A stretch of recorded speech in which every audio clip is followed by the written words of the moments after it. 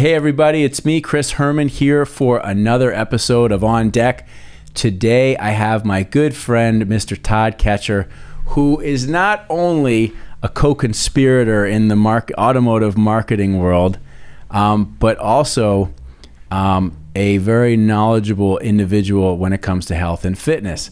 Todd is the owner of Digital Dealership System, which is an in-store video marketing tool that a lot of stores here in South Florida and around the country use as a way to personalize their marketing messages in the dealership.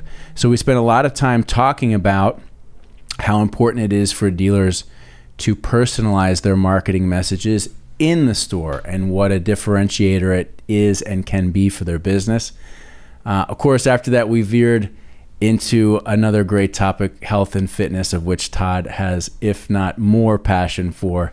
So I think you're really going to enjoy this episode. So without further ado, it's Todd Katcher. Here you go.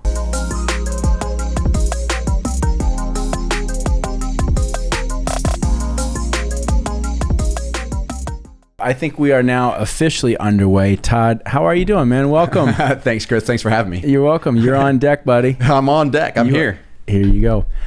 Todd, you, amongst other things, so I think you've got a lot of things going on, if I understand you correctly. But how I know you and how we interact in the space is your company is Digital Dealer Solutions, correct? Digital Dealership Systems. Yeah, there is another company that's Digital Dealer Solutions, but we're very different. That often comes up. So let me say that again. Yeah, Todd, your company is Digital Dealership Systems. That's correct. And the primary product and service offering is big, beautiful video walls in dealerships, service menu boards, all really nicely organized, so that dealers can be in control of the messaging in their stores. Yeah, we basically say we're in-store marketing. So most dealerships spend 99% of their budget driving traffic to the store. They rely on agencies and advertising and social media and all that stuff to drive traffic to the store. And then once in the store, they rely on their staff to communicate. Most dealers have nothing digital inside the store, where most of their marketing outside the store is digital. So digital signs are basically in-store marketing on screens. And there's a lot of statistics about digital signs, about how just in digital in general. I mean, when was the last time that someone picked up a newspaper? The idea that digital has a higher capture rate, as much as 78% more people are going to go ahead and remember things that they see digitally, and they see it multiple times. Whereas if you put a sign on the wall that says, oil change 1995, people ignore that. It almost is the same color as the wall in most situations, right? Right. So by having those flashing and by having those, you'll see people, the psychology of people, when the messaging is always changing, and you have multiple, what we call zones, multiple things happening on one screen. Every time that screen changes, their eyes look, because they don't want to miss anything, So one of the things that we do is we have screens, we say, throughout the journey. The customer journey. So when somebody walks in, we have screens, if service or sales, manager boards, video walls, really changing the store. And then I think dealers in general they say that they want to make their store different. They're different from everybody else, but then they still do the same vanilla box or the OEM requirements and nothing more. So those dealers that do more, they benefit from that. Mm-hmm. And they doing more inside the store. I used to have a manager when I was in the gym business, they would say, live by the door, die by the door. But that's how most dealerships do it. When sales are bad, it's because the leads are bad.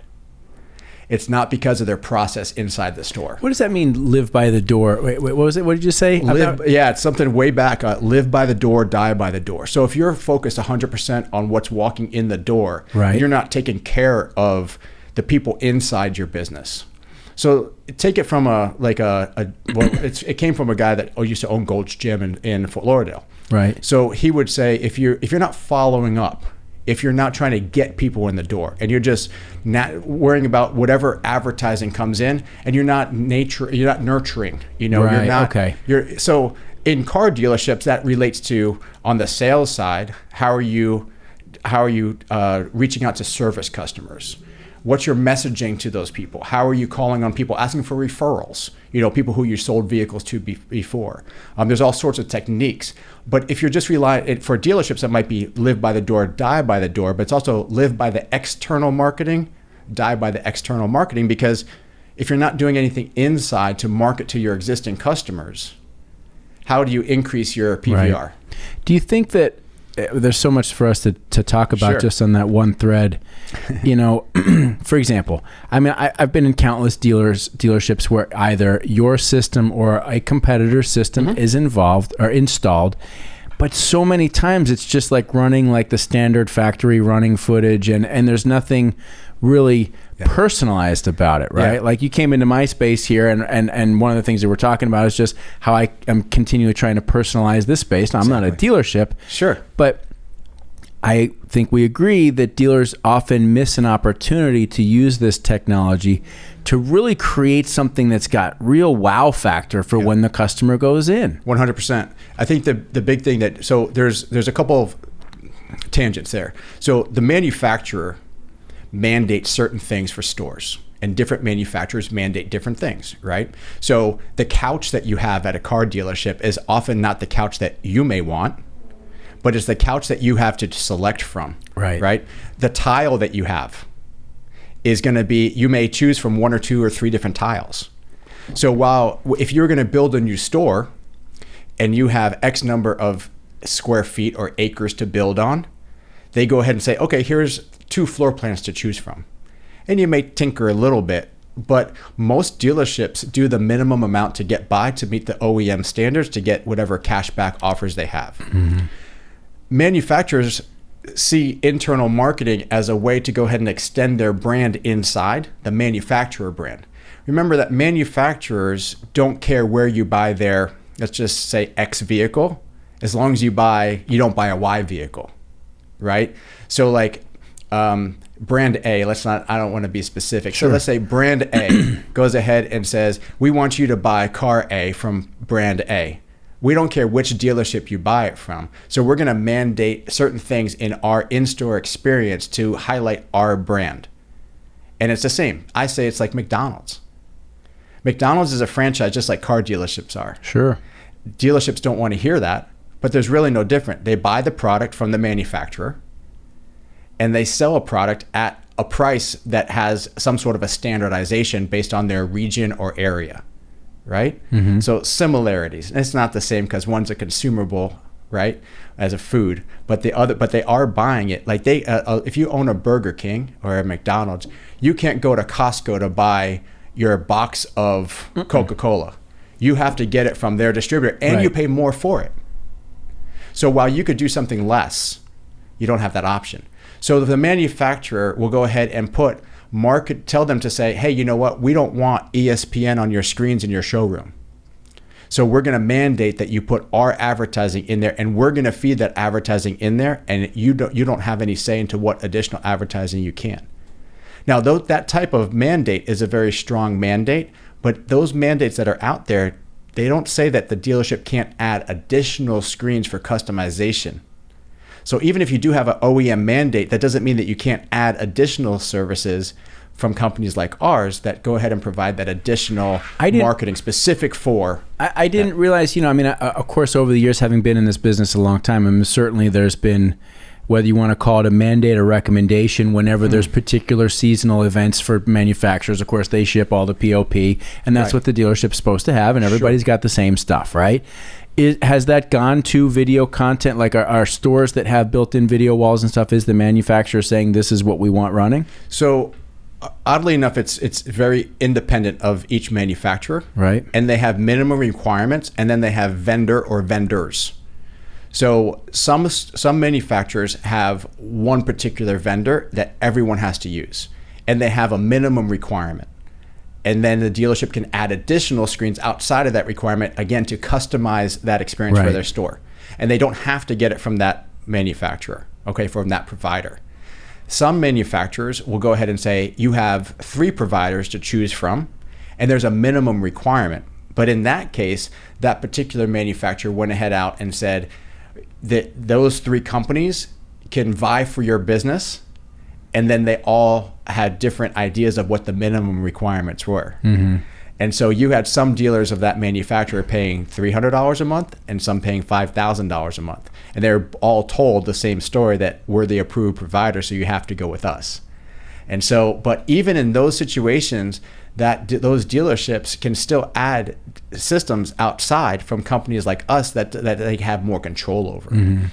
And so the intent for services like ours is that customization that you're talking about is really when you're looking at those videos, and those videos are there saying these are the manufacturer provided videos, but what about our messaging that separates us from manufacturer A? The other manufacturer, the other building of that manufacturer, the other dealership from that manufacturer, may be 5 miles away. It may even be on the same road. Right. So now you're like, okay, well, we're going to go ahead and how do we separate ourselves from that competition selling the exact same car for the exact same price in the exact same area? Yeah, you and I have spoken about this before, and I think the same way that you feel, and that is this. Like an ideal situation would be, and I'm going to distill it down to one version of messaging, okay? And this is assuming that the dealership has already done everything to maximize their website and their paid search strategy, SEO, SEM, paid social, third-party leads. They've got they've got their marketing channel footprint solidly in place, right? But there still needs to be a consistent branded message of some sort. When I say branded, that doesn't just mean, hey, hi, we're nice guys, but a consistent something that moves from talking about who we are as a business, it's sales event time, in a way that's consistent, right? So let's just say this particular dealer has a spokesperson, right? So that spokesperson is on all the Facebook ads and the YouTube ads and on network TV and all that stuff. And then on video walls inside the dealership, that spokesperson is like, welcome to so-and-so dealership, we're glad you made it in. Thanks for, checking out our offers. Boom, boom, boom. Here's what it is. Pow, pow, pow. Mm-hmm. And all of a sudden you've taken that experience that everybody's had outside and they get into the dealership and it's identical to what they saw, and they get there and it's just like, bam, now you've created something cool. Yeah, and that's the missing link that most dealers have, because that's the live by the door, die by the door mentality, where they got everything dialed in on the outside. Right. So when their sales volume is down, their closing ratio is down, the amount of money they make per car is down, their service revenue is down, their transition from service to sales, their retention, all that stuff is down. Who do they blame? They blame all the outside stuff when they could really take care of that inside. Because if people have a different experience inside, then they're more likely to return. So NADA on a couple of studies has indicated that people will drive further and spend more for a better experience. And so what happens is that if they have what is a better in-store experience? Well, I polled through LinkedIn. I went ahead and polled. I think it's like a significant amount of connections on LinkedIn. Mm-hmm. And I polled them of this is a couple years ago. I polled them and said, what makes your store different? And they all said the same thing, our people. So if you all think that people are the same thing, well, let's see. Theoretically, you all hire the best people you can, because why would you not? Right. You train them the best that you can, theoretically. Okay. Right. And you keep your facility clean, theoretically. Mm-hmm. You keep your cars as merchandise as you can. Again, these are all things that every dealership does. So again, what makes your store different if everyone's doing the same thing? They all answer the same thing, our people. So does that mean if your top person, are you talking sales? Because that's not what we're talking about. Sales volume isn't the experience. Sales volume doesn't separate you from the competition regarding experience, right? Mm-hmm. Bottom line, of course. But we're talking about what makes people go to your store versus the next one. If you're in the market for let's say an Audi, right? You could go to several different places to get one, and they're all going to be about the same price, and they could all negotiate a price. So what makes your store different? What's the story that you tell that makes your store different? And then how do you relay that story, as you indicated, like a slogan, right? What's your slogan on the outside? What's your slogan on the inside? And how do you portray that to the customer? How do you make the customer feel different? Because feelings relate to expense. People will spend more for a feeling. Mm-hmm. And that's what experience really is. But okay, so let's touch on this thing about the people, because, really fundamentally, if you think about any business, right? I mean, think about any hotel chain, think about any Ford dealership, think about any McDonald's franchise, right? At the end of the day, taking the people out, there are fundamental, they're all the same components to any one of these businesses, right? And so it's hard to differentiate the business unless you're talking about the people, right? To some degree, but bear with me. The difference between a good experience and a bad experience at any one of these places usually isn't the physical structure. It's usually how the people take care of you, right? Sure. And so it's interesting because it's a hard thing to highlight, particularly in retail automotive, where you've got so much turnover, right? Sure. And I've almost like lost my train of thought on this topic here, but I think that there is fundamentally something special about the people in the car business, and how do you identify it? Because yes, I mean, okay, you got 5 Ford dealerships in the marketplace, right? One can offer, extend their warranties up to 100,000 miles. Do the Rick case. We double the warranty up to 100,000 miles, and we've got the bonus cash, and we've got a gas station. There are things that people can do, but at the end of the day, it still needs to be communicated in a way outside and in that sticks consistently. So I kind of wailed all over the place there, but I'm serving it back to you. Well, so if everybody's trying to hire the best people, right? Let's just say they all hire the best people, and every person treats their person the way they like to be treated, right? Or the way the management or ownership likes their people to be treated, or the staff, the customers to be treated. Most of them don't know, right? You ever call a dealership and it rings 100 times and the person who picks up disconnects the call? And as a vendor, okay, but what if I was a customer? Right? So they're not going to treat us any different, right? Like they're just transferring the call and it drops, or it takes 100 times for them to pick it up, or that type of thing. That's not what the owner would want, but they're not calling their store. Right? They're calling the cell phone of the person, and it's on caller of the person they want to reach, and it's on their caller ID, right? So they pick it up immediately, even if they're in a meeting, right? So let's just say in general that everything is running perfectly from a person standpoint. What control do they have outside of that to enhance the experience? And that's where so when you're saying what makes your store different than everybody else, let's say you have you said 5 Ford dealerships. Okay, so all 5 Ford dealerships. Yeah, I see where you're going with this. Yeah, all Ford dealerships, 5 dealerships in the area have the best people. They treat their people the best. They answer the phone in the first ring. Yes, sir. Yes, ma'am. Whatever their criteria is, it's the same at every single one. Okay, what else do they have to control? The manufacturer has minimum mandates on what the store looks like, from the tile to the furniture to sometimes the pop-up displays, like you mentioned before, the point of sale stuff. Right. What makes your store different? What's your story that you're relaying to the customer inside?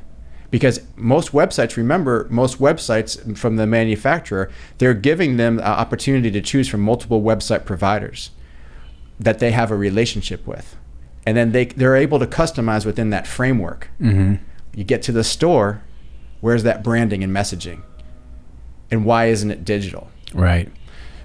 Well, okay, so number one, again, we agree.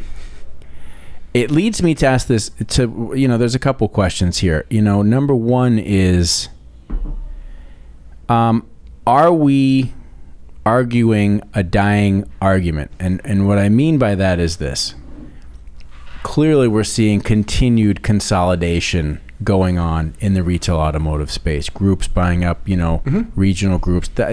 That's not going to stop. Right. I think the car business that I grew up around and fell in love with, which is the, sort of wild personality entrepreneur, bigger than life dealer who, had all the crazy advertising, and they had a very specific thing, right? That's been fading over time, right? That's not to say that they aren't out there, but that has been fading for a number of reasons. And as we see more consolidation and a different generation of managers and owners and leaders come up through the business, I just wonder, are we going to get to a point where that personalization is no longer important because the manufacturer has taken so much control that it's almost not necessary, right? And you might have little pockets of individual dealers that still do it in their small towns and stuff. But when you start talking about large publicly traded groups, is that going to go away? Or do the large publicly traded groups ultimately get past their period of expansion and buying, and you got the Smith platform here and the Jones platform here? At what point does Lithia become Lithia, like AutoNation became AutoNation, and then you can have consistent messaging again? So different things across that board. So it's 25,000 car dealerships plus or minus. I mean, we could argue the differences between them, and then you have used car standalone used car stores that are very large and do sometimes more volume than the new car stores. Out of 25,000, you're looking at the largest auto group is between 300 to 400, whatever their number is these days, right? Is it 25,000 though? Yeah. New vehicle dealers or total dealerships? It may be total, but it could be, again, maybe it's 20 new. And I thought it was like 8 to 14. I should know that. You should probably know that. Okay, let's go with your, anyway, either way, let's go with your number. So it's a large number. Say that it's 10,000. Okay. The largest auto group has 400. It's a small fraction. Yeah. Now, Lithia as a corporation and AutoNation run completely different. AutoNation is very strict on what dealerships, everything goes through corporate unless you get a general manager that's willing to go ahead and get you through their system, or a regional president that's willing to get you through their system. And then they could get customization at their stores. So we're in a couple of AutoNation stores, but we're not in all of them. Right. Okay. Because the general manager wanted that personalization. They wanted commercial free content for the lounge area. They wanted service status in the service area. Maybe it's by volume. But it's maybe because the GM just wanted to put his neck out there and say, hey, I want this product. And as a GM, sometimes they do that fight and sometimes they don't. Lithia is very different, where they have corporate structure. They have corporate guidance as far as a certain programs that they do from a corporate wide program, more for the visibility of corporate to see that and track dealership level, whether it's advertising or marketing. But the individual stores, and when they acquire groups, they let them run. And if the numbers are good and they meet their needs, they let them do whatever they want at the store level. So when they acquire a group, they normally keep the structure of that group there because they bought it based on their revenues. And what they do is they look at the maximum expenditures of the store and they try to reduce those. But products like ours, we do a full store for less than $500 a month. So like a product like ours that adds that customization, if a dealer, they're not going to, Lithia Corporate's not going to fight that fight. So the two largest automotive groups, let's just say at the 10,000 mark, whatever that number is, have less than 10% of the market. Right. Then you have a whole bunch of dealership auto groups that are in that 20 to 50 range, right? And they're all run differently. I think that personalization, so personalization to me is not about the customer personalization, it's about the messaging from their group or their store, and how to have that brand or that logo or that messaging through all platforms. And they do it online, but they live by the door and die by the door. Right. And that message isn't there. I've been into stores that they say our motto is on the wall. And that's like their claim to fame. It's like, written on the wall, like literally, like a huge wall. It's exactly. So, and every dealer sees value differently. Like we have our most popular products. We have a sales leaderboard that's a motivation board that's mainly manager facing, right? So that's one of our popular products. Another one is a service status board. It's a service, DMS connected service status connected with the service and sales marketing. Okay. And then we also have our commercial free TV for the lounge. And then we could add service status to the lounge TV. So those are our three top products. And those are products that no one else is offering at the level of what we're doing. So when a manufacturer has a mandate, they don't mandate products like those three products, because they're at a high level technology-wise. And it's really up to the individual dealer to say, I want that. And so does that customize the process? Does it motivate people? When you walk into a car dealership, and the average car dealership, in my limited research, is going to call, like when you have an appointment, they're going to call you 3 to 5 times once you make the appointment to make you show up. Right. So they're going to work you to get the appointment. So you fill out a form online, or you have a chat or whatever else, and they say when you're going to get in, when you're going to come in. They do all their techniques to get you to come in. Once you schedule the appointment, in my research, talking to BDC managers, they're going to call them 3 to 5 times, up to like 15 minutes before the appointment. And then you walk in the door and nobody knows who you are. Yeah, right, of course. So why not have a sales appointment board when people walk in with their name on it, the picture of the vehicle? We sell it for $99. Are you telling me the dealership doesn't have $99, or it's not a priority because they're living by the door and dying by the door? Right. Because they look at the number of dealerships, people walk in, right? They look at the number of people that walk in the door and they say, okay, this is the number of appointments, this is the number of shows, this is what we should close. They work that backwards. So you want to sell 200 cars, how many appointments do you need? And they work backwards. Mm-hmm. But what if they were able to do the same effort but close more deals, or get people to buy stuff from service because you have people who are already spending money in your service department trading in their car or moving into taking a test drive while they wait. They're already there. All right, so you're preaching to the choir. I got you. Right? You know, and I'm with you. We're on the same page here. You know, why, in your opinion, do dealers not embrace this as much as they should? It's an inexpensive impact. It's inexpensive with high impact. And I think that if you're going to open up a car dealership, you make a list of all the things that you need. Now, you're a technology-oriented guy, so and you're into marketing, so you're going to think, okay, well, I want the store to look a certain way. Mm-hmm. But they go, I need a CRM, I need a DMS, I need a website, I need social media marketing. How far down that list? The other thing does digital signs in the in-store experience really impact their day. In addition, remember I said, they think people are the biggest thing. But how many of them actually pay for training for their staff? Yeah. And training is much more expensive than digital signs. But if people are the most important thing, how often are you training them? How often are you sitting there with your admin, if they even have an admin? I was in 10 stores a couple of weeks ago, and most stores don't even have admins. So what's the customer experience like? Again, they're focusing on that external that drives traffic to the store, and all the talking heads in the industry, they talk about everything except for the in-store experience. Yeah. They talk about like the buzzwords, digital retailing, Web 2.0, chat, this, that. When was the last time that someone talked, not even digital signs, when was the last time they said anything about how to greet a customer? I don't know. I mean, I think that there's, just like everything, there's certain stores that are all over it, and some stores, that it's just an afterthought. Right. And I think, this is just one of those things where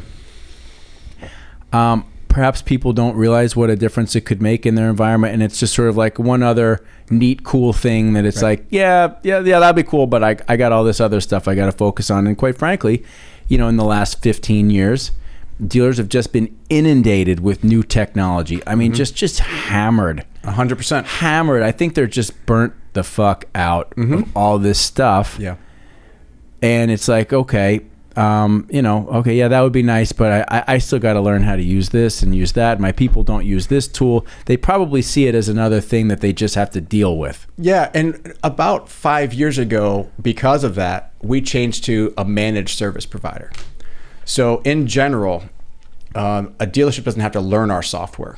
They could send us whatever content they want, any updates they want, and we'll do it for them for free. Right.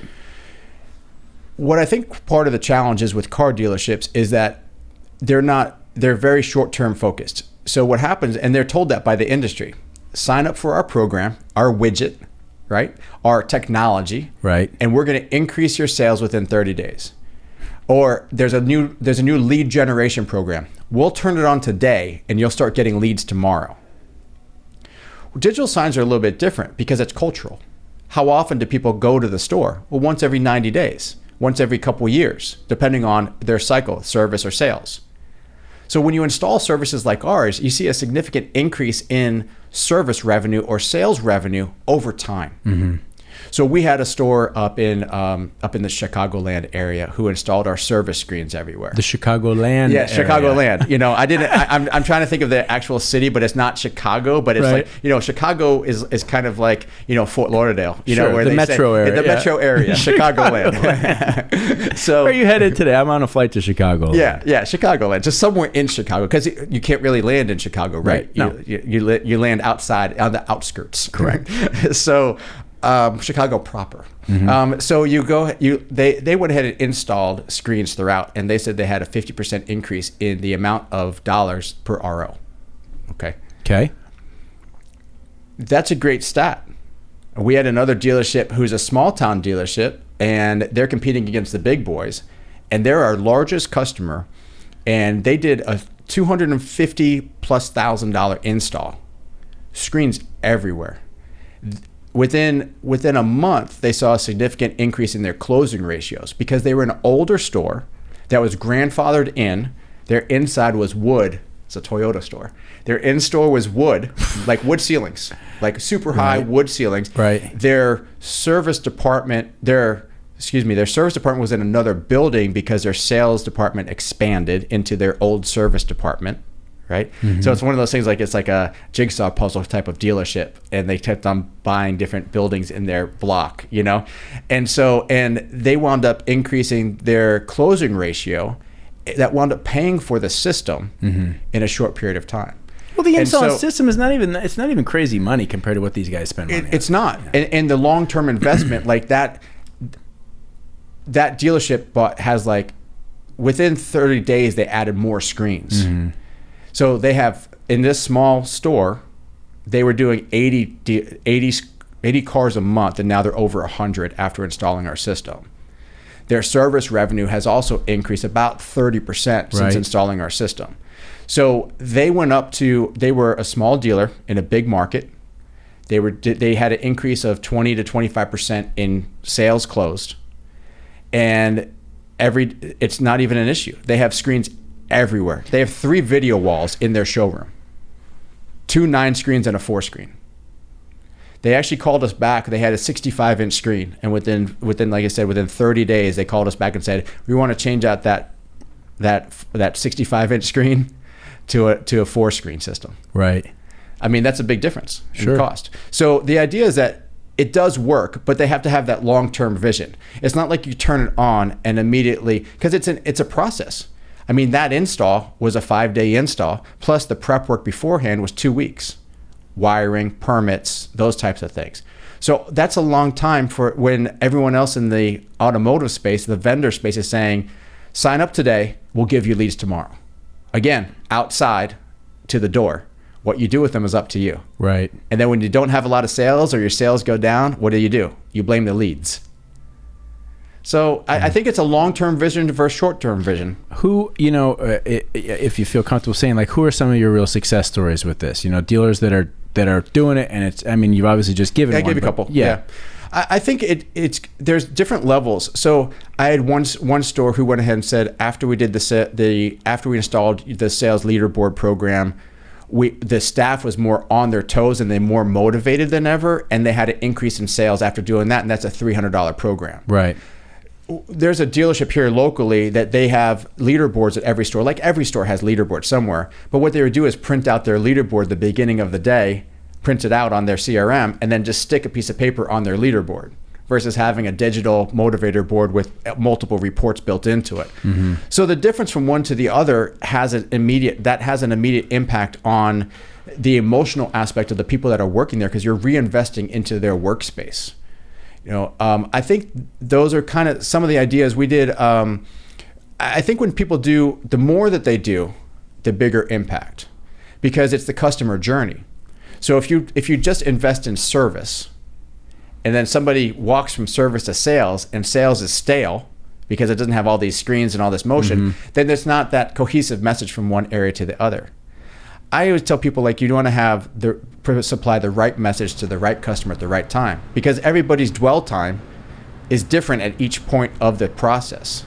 So in the showroom, your messaging needs to be different than it is in the waiting area, than it is in service, than it is for your staff, than it is in the finance area. All those messaging needs to be different. So the impact of that is really understanding how you could go ahead and speak to those people and messaging them correctly. I think it's really important to make sure that message is clear. And I think you could get that increase those increases relatively easily, but it's not like just turning on the water. Right. You know? How did you, we've talked about this. How did you work your way? Because you started off in a different industry, if I remember correctly. You started off in bars and restaurants, right?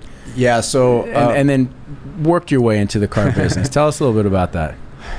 So I actually was down here in Florida, and I had a friend who was dating someone who owned bars in Nashville, and I was in the real estate industry.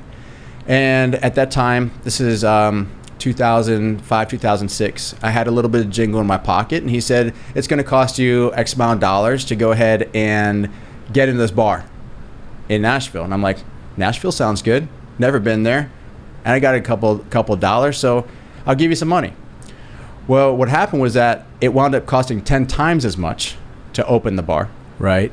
And I wound up moving to Nashville. I cut everything off in Florida, got rid of my homes down here, and moved up there.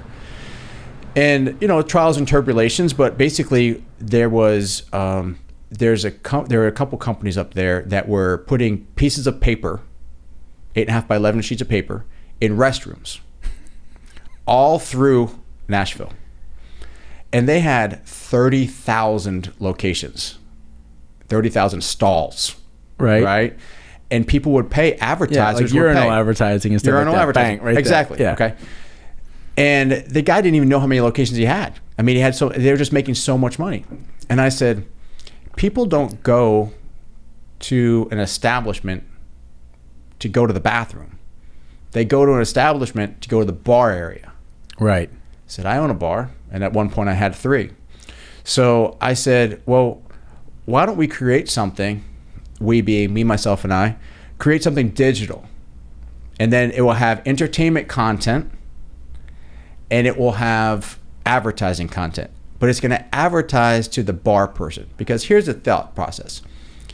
When you go to a bar at 4 o'clock and it's happy hour, but you were going to go either way, the bar actually lost money. Because you went to the bar and you would have paid full price. Right. Now, advertising a happy hour special at happy hour when you're already there is counterproductive because you're already there. So that's when I learned internal advertising needs to be different than external. External on social media saying, hey, come to my bar at 4 o'clock right. and get half off, that drives traffic. But once I'm there, I'm actually losing money by advertising the wrong thing.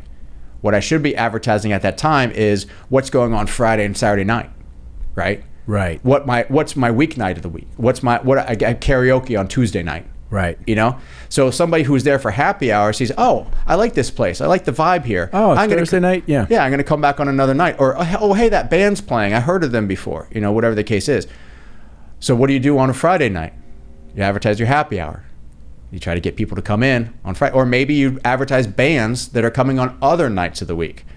So I wound up setting up a network in Nashville, and I custom created at that point, 2006, 2000 to 2011. I ordered all these parts from China. I hired a manufacturer. I manufactured my own screens.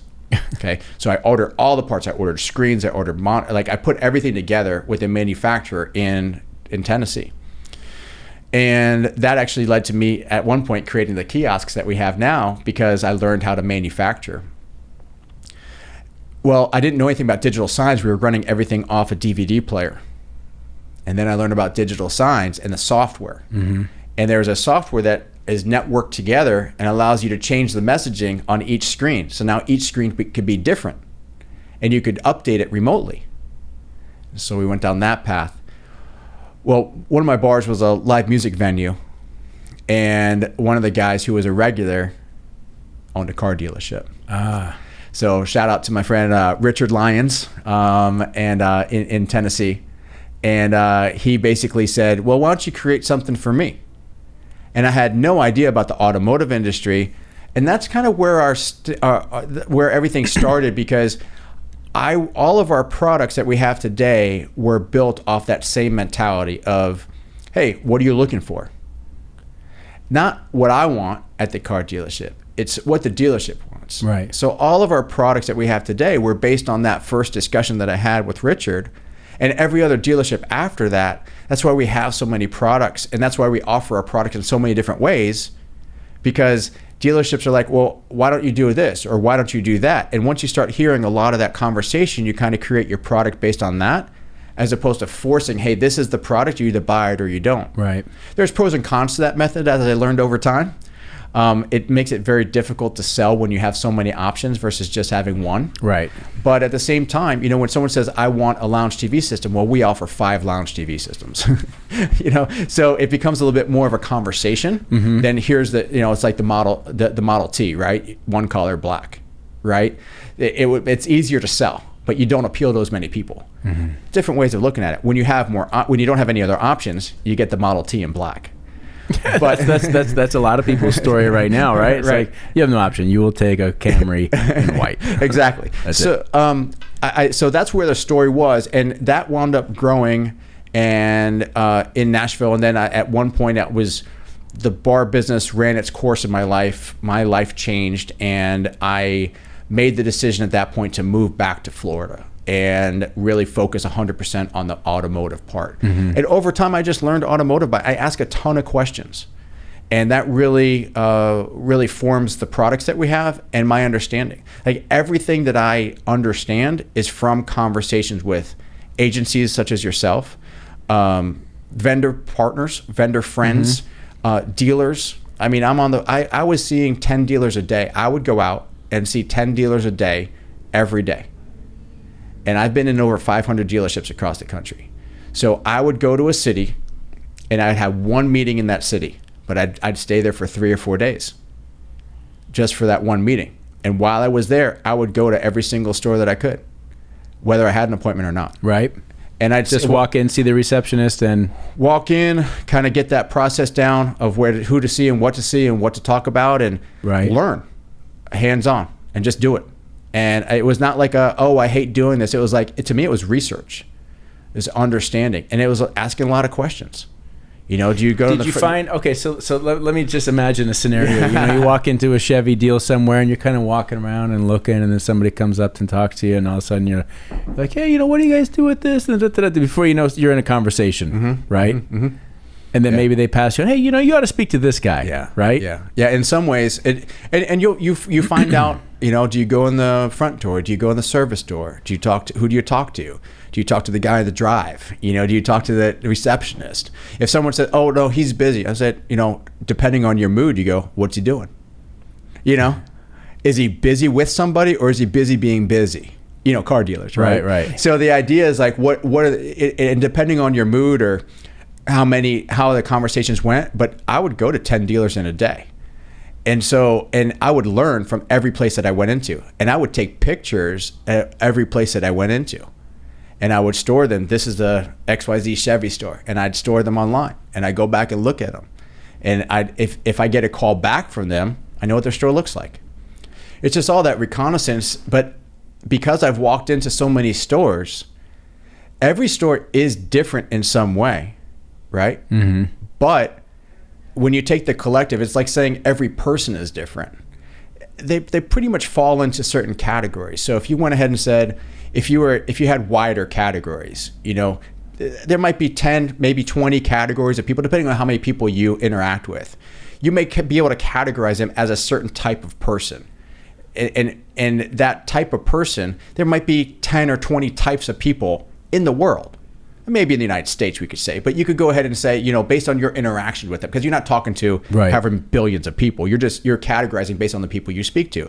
Oh, that person is this way, or this person is they're argumentative, or this person seems negative, or this person seems this, and so you walk into dealerships and you kind of say, okay, this is laid out this way, or this is laid out this way, or this was a extension, or this was and you kind of get that idea of the flow of the store.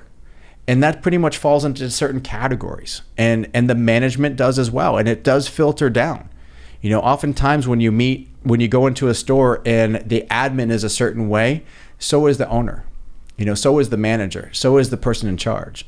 There are some dealerships that the general manager is on, that I've been in, the general manager is on the second floor, and does not come down all day. Right. They come in, go to the second floor, and they don't come down all day. A lot of times the general manager, I would say, maybe you tell me if I'm wrong in your opinion, 90% of general managers come from the sales side. Yeah. Okay. So in that case, the majority of time, and again, I'm being general, they don't even go to the lounge. If you have a car dealership, you have sales, customer lounge, services on the other side, right? Most of the time, the general manager does not walk over to the lounge area, let alone even into the service area. Most of the time, which is a gigantic mistake. I remember 100%. When I was in the retail side in training, they were like, as a GM, walk in every morning through the service department. You start your day in service, you say hello to everybody, and then you work your way up front. And I did that in my couple little GM stints, but it's just that process of interacting. Hello, good morning. Yeah. Hello, good morning. It's so important. It is, and I've spoken to numerous GMs that don't even know what's on the service screens or the service right. or the lounge or anything else. But their focus is when it comes to, let's say, product like ours, because they're so focused on sales and live by the door, die by the door in sales. They always say service needs help. I had a meeting with a sales manager, a general manager at a local Honda store. I'll tell you offline. But and he was like, I'm fine in sales. Meanwhile, his sales area looks like it was from the 80s. But he's like, service needs help. But the idea is that his idea for service is to invest in service with digital screens, which is fine. But at the same time, he hasn't been over to service lately. He hasn't even walked the area. All he does is look at the numbers and says service needs help. But the idea is that they really don't, most of them don't walk over that area, and all their meetings are over in their area. Right. So they're disconnected from the customer experience and from their own staff. And I think that disconnect relates to everything else going on in the dealership. Yeah. It's just just a management style. Some people are better at it than others. I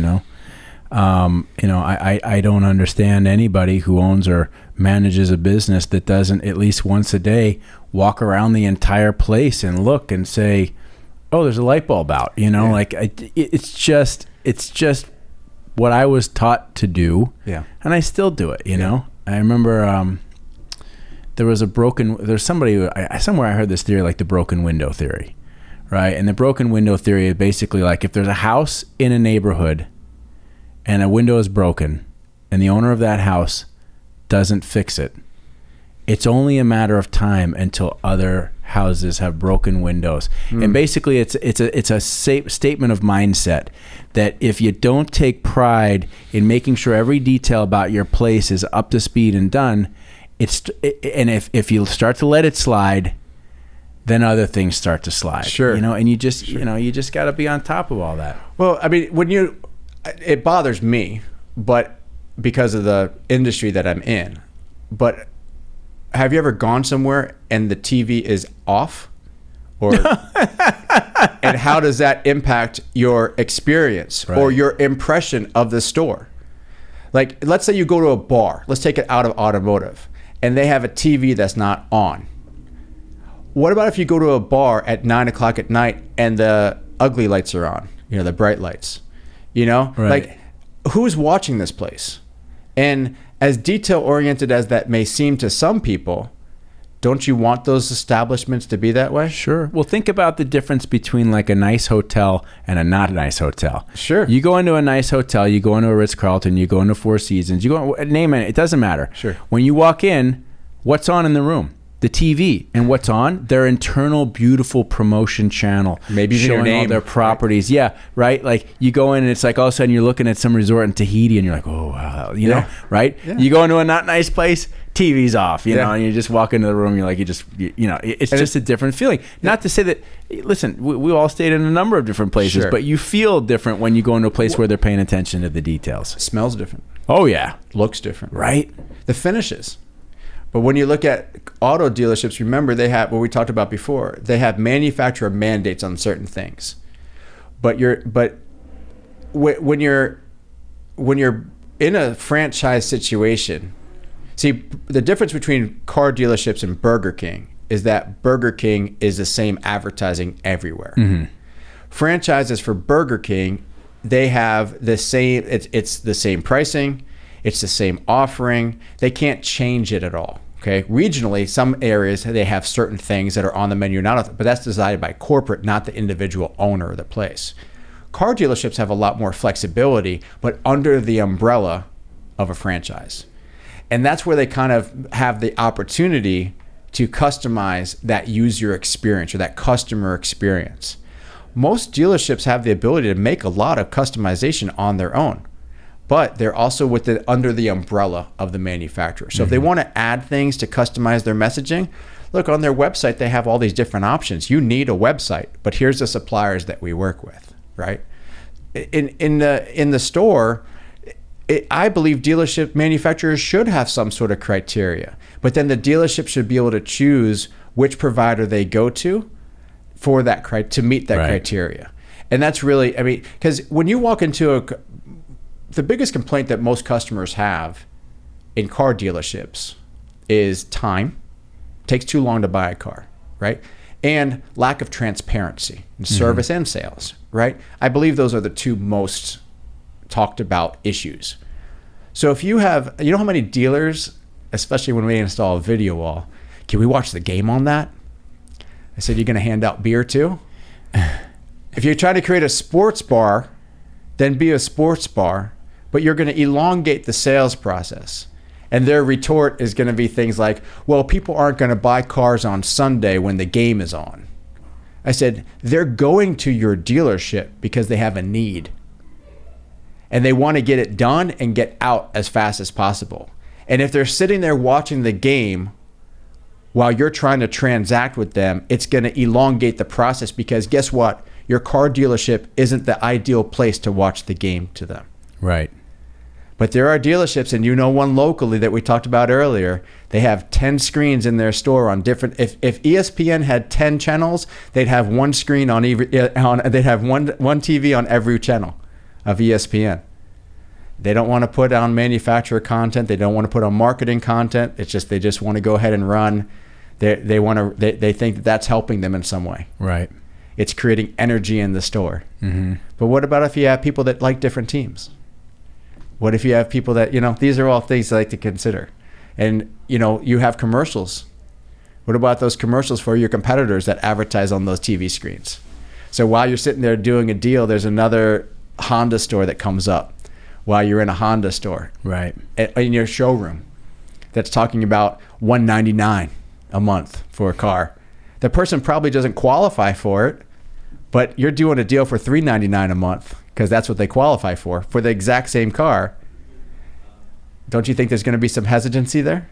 There could be. Yeah, there could be. Listen, it's a sloppy business in some ways. There's a lot of variables that go into this. Yeah. I'm curious, how has the last 2 years, COVID, inventory, has it affected your business or how your dealers see what you do? So during COVID, I think all vendors had a couple down months. Mm-hmm. We were working from home. We didn't lose customers at all, but it just kind of died down. We couldn't call them to sell. Right. So that type of relationship wasn't there the same way. For those that contacted us, we supported them as much as we could. And I think overall, though, our business is strong. The inventory shortages, I think some dealers have looked internally towards their service departments because service department revenue, I think, across the board been up because people need to get their cars serviced either way. Even if they don't have a car, some of them are extending their leases or extending their purchasing cycle, so they have older cars that need to get serviced more. Mm-hmm. So we've had a lot of people looking to add like status boards or menus and marketing and service. A lot of the messaging that we're getting from dealers is all about trade in your vehicle. Sure, yeah. And so those trade messages are really powerful. I had an idea to one dealership to say, trade in your car today and save on service. Because the average layman customer doesn't know that if you trade in your car, you don't have to pay for your service today. So if you incentivize them, here's $100 to take a test drive while you wait. Well, some dealers will spend up to $500 to sell a car in marketing. Mm-hmm. And so if you have a customer who's already in your store and already has a car, and you offer them $100 to get a test drive, dealers should do that all day long. So you have a customer who's in your lounge for an hour, average wait time, and you incentivize them to take a test drive while they wait. What's your odds? What are the odds of somebody, once they're on a test drive, to actually buy a vehicle? Mm-hmm. It's just extremely high. Well, certainly better, yeah. So if you could incentivize that process to a customer that's already in your store and has time, why not? And so as dealers would do that, they'd have a lot of success. But again, that's outside the box thinking, because it didn't necessarily come from an agency or from outside marketing, because it's a message that could only be told inside. That goes back to the happy hour scenario, right? Mm-hmm. Would you advertise that to somebody outside? Take a test drive, we'll give you $100. Well, you're already spending money to get that ad in front of that person. Right. So that doesn't really incentivize them. Now, if you go ahead and do it to someone who's in your store, you spent zero money to get that person. They're coming into you to service their vehicle, and you offer them $100 to take a test drive, you're capitalizing it. So now what's your acquisition cost to sell that vehicle? It's significantly less than it would be if you just focus externally. Mm-hmm. So there's a lot of different ways that you could do that, and your messaging on screens can be impacted by what's going on in your store, and it's a simple change that we do remotely within 24 hours. So we get an ad or a marketing update from our average response time is less than 90 minutes to close a ticket. So if a dealership sends us, hey, put this on the screen, we'll put it up usually within under 90 minutes. Right. But they don't have to worry about managing it. Mm-hmm. So they don't have to worry about, hey, when's this going to be live? It'll be live shortly. So it's just a different mentality. And I think those dealers who embrace that, hey, we have this technology, we have these screens, how are we using them in this market to drive sales, to drive transition from service to sales? How do we drive test drives? How do we make our store look different when we're all low in inventory, we all have shortages, we all have new protocols? Last year we were getting ads, and we put up ads on dealership on dealership screens that was about COVID protocols. We got a lot of dealerships were doing sanitization, right? So we were going ahead and putting those videos into their customer lounge TV programs, so people felt comfortable. Right. And those are all different things that we've done over the last couple of years, different, and how we're working with dealers differently too. Right. Because they all have different needs, so we just like from how the company was started, just asking those needs and addressing them. So shift gears. Yeah. What have you been doing to take care of yourself? Or last time we spoke, you were like starting to get into cooking food and all that stuff. Always. Yeah. Curious. Tell me, any new learnings in that field? Always. It's been the goal, I think, the last 3 years of really personal self-development. So, I mean, I believe you are what you feed yourself. So not only food, but also your brain. Sure. Your visual, everything. So I do everything from saunas to cold baths to testing out different nootropics. I listen to audiobooks when I drive. I listen to podcasts when I work out. I mean, I watch YouTube while I eat. So I have like a process. I monitor things. I wear an Oura ring. I monitor everything. Mm-hmm. I'm constantly trying new things, and I think that I'm constantly changing my workouts. I do blood work every 90 days. Like I'm constantly looking at everything that I do to see what changed, and I purposefully change whatever I do every 90 days. Keep what's working, move on what's not working, and sometimes just change to see where it takes my body. What are some of the things that you've learned, like from a dietary perspective? I mean, what works for your system? Because it's different for everybody, right? At the end of the day, it's calories in versus calories out, right? And then it's the quality of calories, because your body's going to process different calories differently. And this is a rabbit hole that can spend a day on. Yeah. But and this is where I spend most of my time, is on the health industry. I think there's a lot of false narratives about nutrition, like different types of diets, right? And I think the diet that you could stick with forever is the best diet. So if you're on a diet, which to me, by definition of society, is short term, I think your diet is long term. Because what happens if you go on a 90-day diet, or a 30-day diet, or a 14-day diet, whatever it is, what happens afterwards? Yeah. If you go back to where you were before, then you're going to go ahead and get back to where you were before. Yeah, even just the whole term diet, just Right. it just seems so nonsensical in a way. It's like you have to make a commitment, a choice, and a commitment to a healthy lifestyle. Lifestyles are you have to know what that entails, and then you also have to recognize there's going to times when you're going to kind of veer out of it. And Exactly. I mean, that's, you got to tweak. You got to tweak, but what I've had to do is in the times when I've fallen off my ideal lifestyle plan, is to not beat the shit out of myself. Yeah. Because when you do that, then all of a sudden, then I'm like, I need to fast for 4 days to get back on the program. And it's like, no, you don't. You just, if you're off course, you got to just gradually get yourself back on course. 100%. Yeah, I listened to a podcast by Andy Galpin yesterday, and he was talking about, I think it was 7 days. So if you go ahead and don't eat sugar for 7 days, and when I says sugar, it's not just like table sugar, right? It's anything sweet. So no fruit. There's there's table sugar, right? And then there's stuff that tastes sweet. So he's like, no sweets, nothing sweet at all, even like Diet Coke. Like, it's not about calories. But if you went ahead and in his studies, take somebody off of sugar or anything for 7 days, when you go back, it's like a total reset. Where he said in his example, a bell pepper tastes sweet after 7 days, because you haven't tasted the bell pepper the same way, because your body's adapted to a certain level of sweetness. I'm not talking about sugars like added sugar. Right. No, I understand. But so the idea is that your biometric reset, your overall reset of your body, your internal reset, what your taste buds reset. It could be caffeine. Go off of caffeine for a week, and then have a coffee, and how does your body react to it? It's a reset. Yeah. And I think so it's a wide question. For me personally, I did this thing, so I didn't know about like bulking. I didn't understand it because I never did that. When you eat a lot more calories in order, I wanted to test it on myself, and this is going back several years. And what I wanted to do was, I was under the theory that I could go ahead and gain muscle faster by being in a calorie surplus.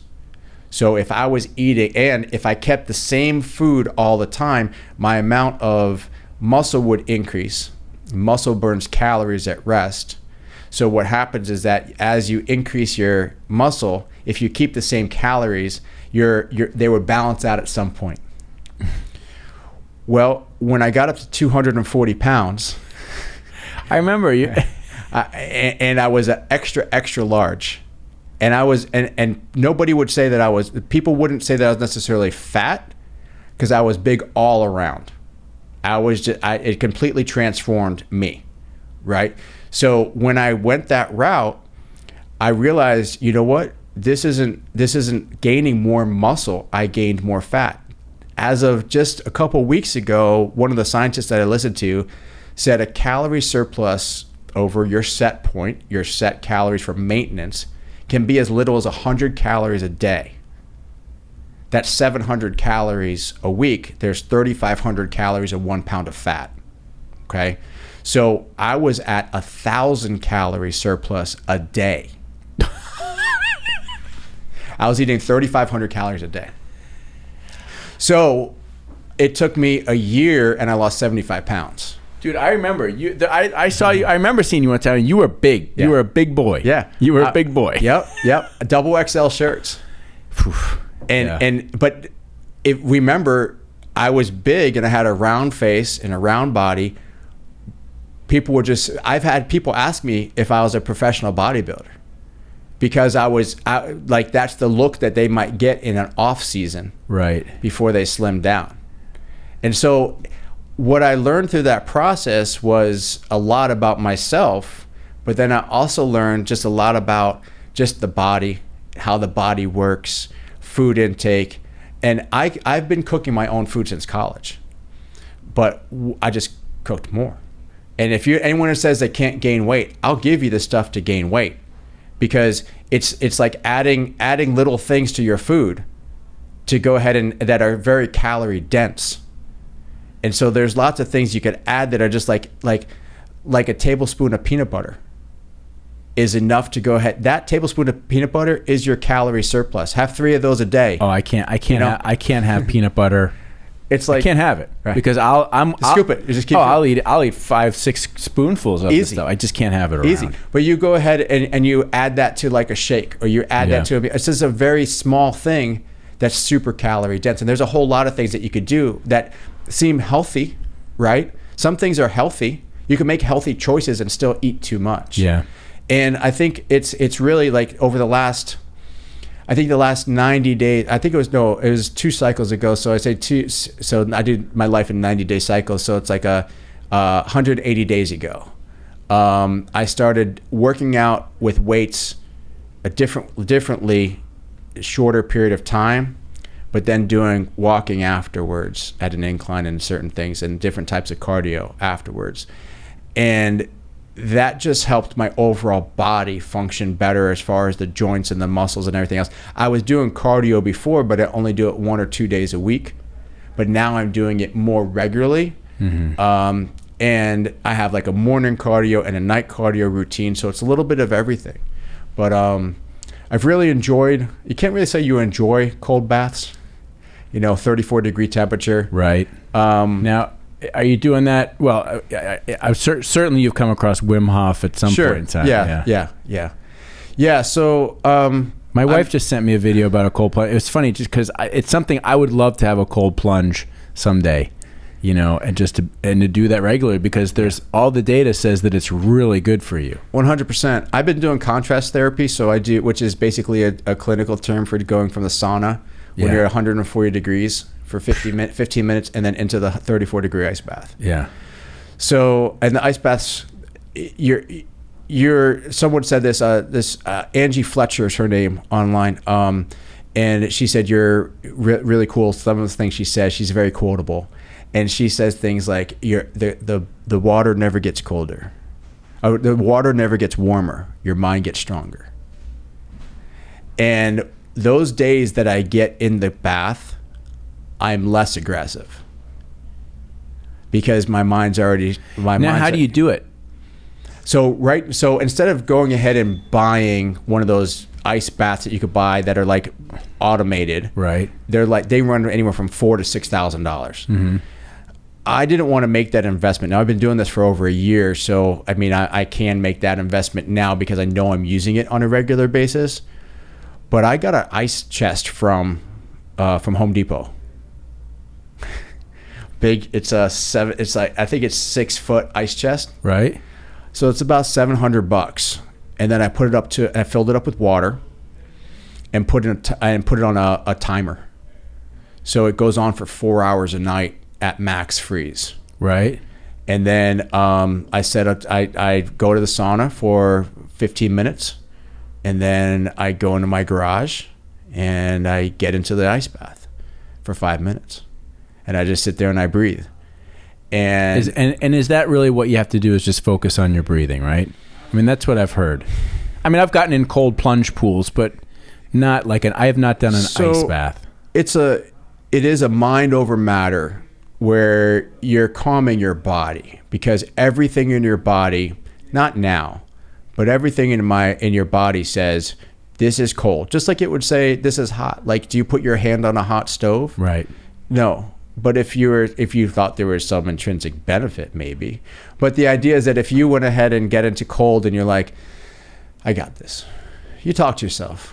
You might have a mantra that you say, or you might have a thing that you focusing on the breath to me is simplifying.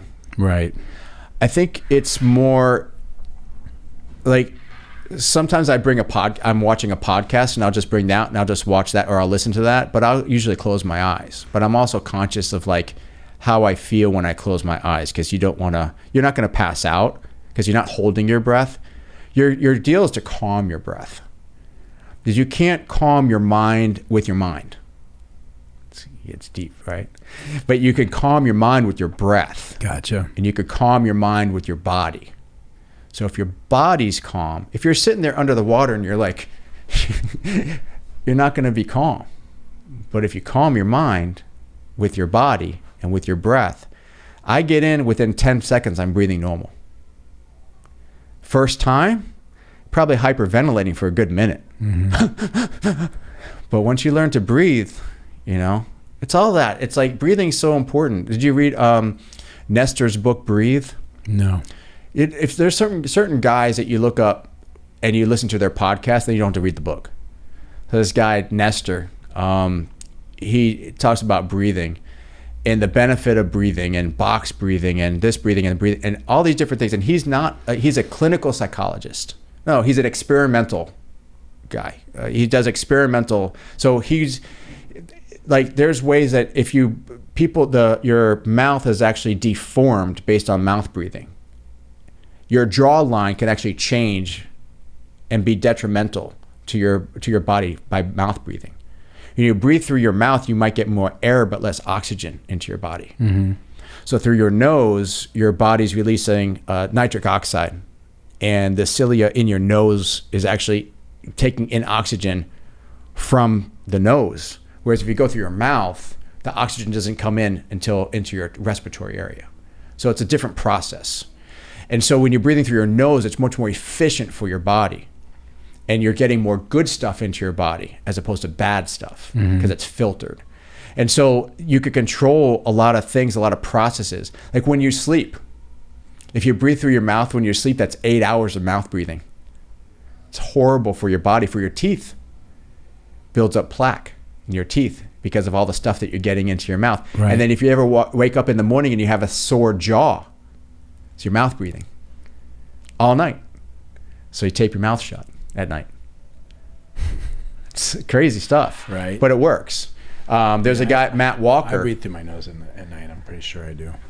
Matt Walker talks about all that type of stuff too, and he talks about the benefits of sleep. And the sleep cycles and the circadian rhythms and all those types of things.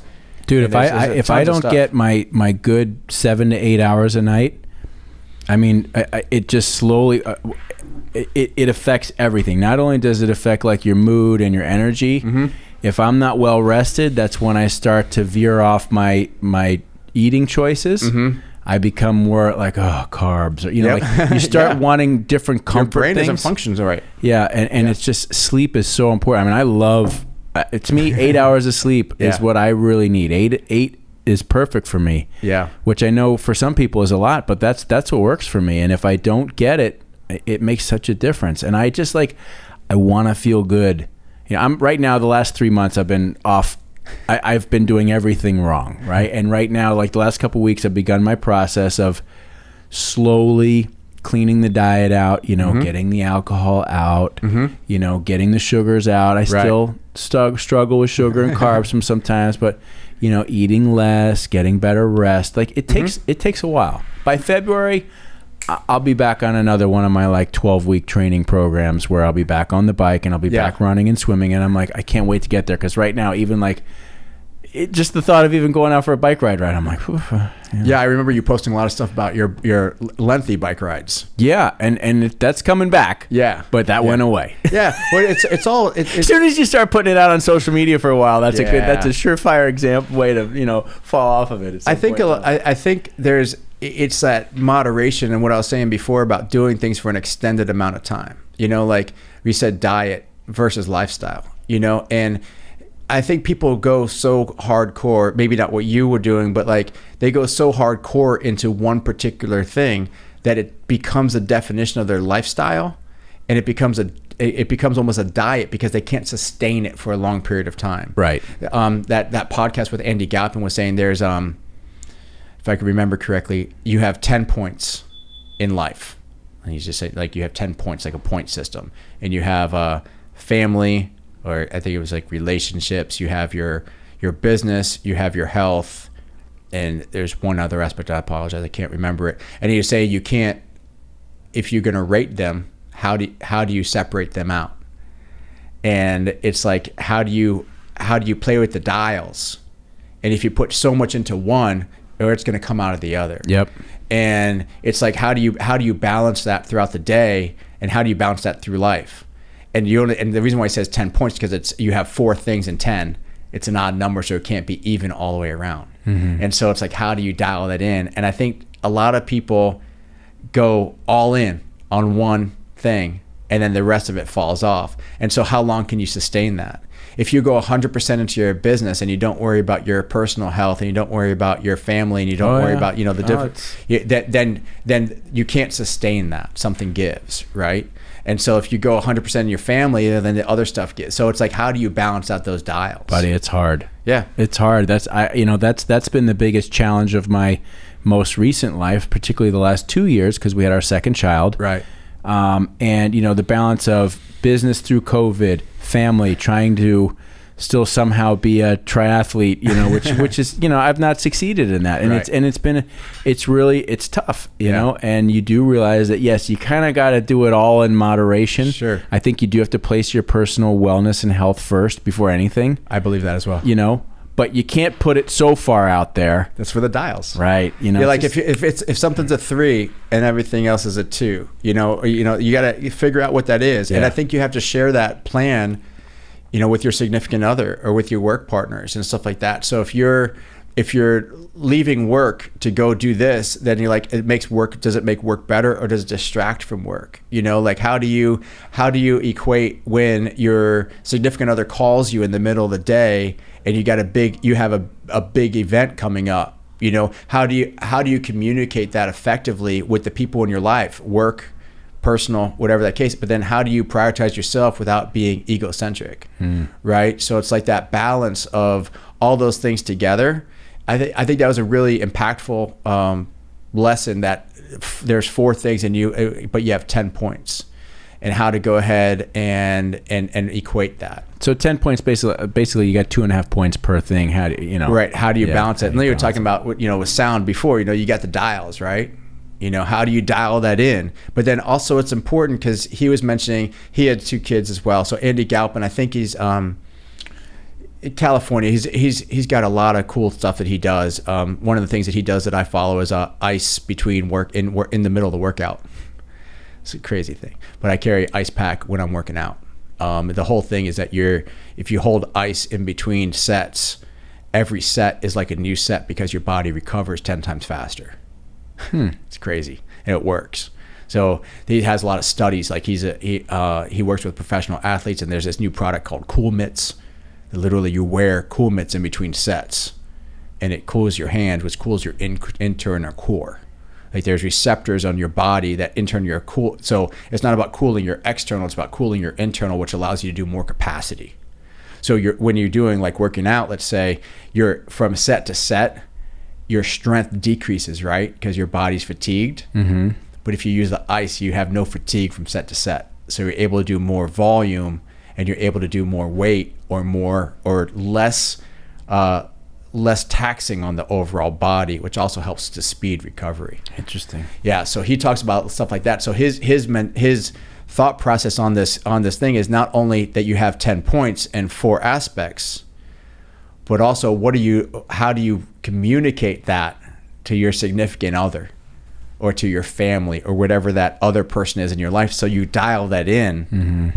Like, if you're at 0 with your family, how do you communicate the reason why, so you don't lose your family? Or at work. You can't be 0 at your family. Right. Like, it's a play. Right. But I mean, the idea is that balance. Yeah. So, yeah. Well, that's stuff.